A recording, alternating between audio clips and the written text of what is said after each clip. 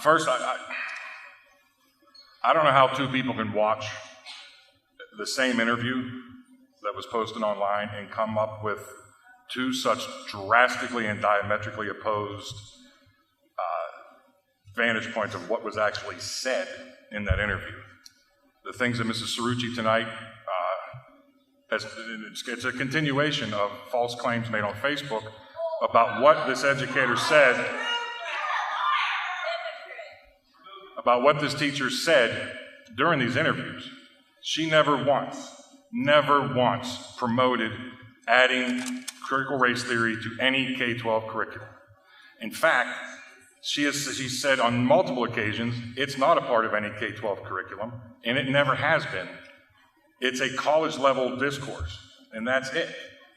The things that she's saying, and Mrs. Cerrucci is taken out of context, are the ramifications of some of the bills that are going around the country banning CRT, which is, again, as Dr. Gallagher said, is a red herring to begin with. It's a false tragedy. There's nobody pushing CRT in K-12. It doesn't happen. Now, what does happen, and as the teacher explained, I think very eloquently, is that when you look at critical race theory, okay, what it did was it's looking at, originally it was looking at the history of this country and how the legal system was used to oppress minorities. I think when you look at slavery, the 3/5 compromise, redlining, segregation, I don't think there's any argument that there is a history of that. Now, once that lens was taken and used to look at other systems, it was focused on public education. One of the outcomes of using that lens to look at public education was exposing what was called the achievement gap, which was now labeled the opportunity gap. And it's the idea that across the board and in school districts all across this country, there is a sizable difference in achievement from white students to all students of color. This achievement gap cuts through all socioeconomic barriers and levels.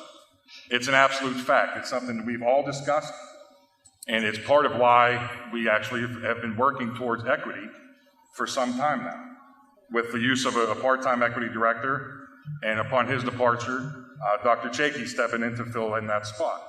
Part of what we're doing to help eliminate that gap is a byproduct of the CRT.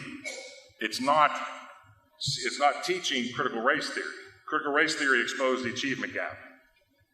The achievement gap made educators say, how can we fix it? One of the solutions was culturally responsive pedagogy. Now, this whole critical race theory has been around for 40 years. All of a sudden, it's a problem. All of a sudden, everything tied to equity is being now tied to critical race theory. And again, it's an absolute red herring.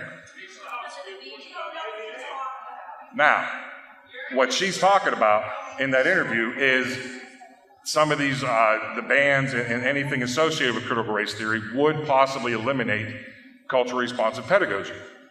That's what she's talking about. She never once suggested that CRT should be taught in the schools. She never once pushed to have it taught in the schools. She knows well how the curriculum process works here. And the argument here is not about critical race theory, and it shouldn't be. The argument here is about whether or not Mrs. Cerrucci's actions and words online violated school, district policy. Now, I'll get to that. Folks, I promise you, I will get to it. So, hey, I got lectured for 15 minutes for Mrs. Cerrucci. I just expect the same courtesy in return. Ladies and gentlemen,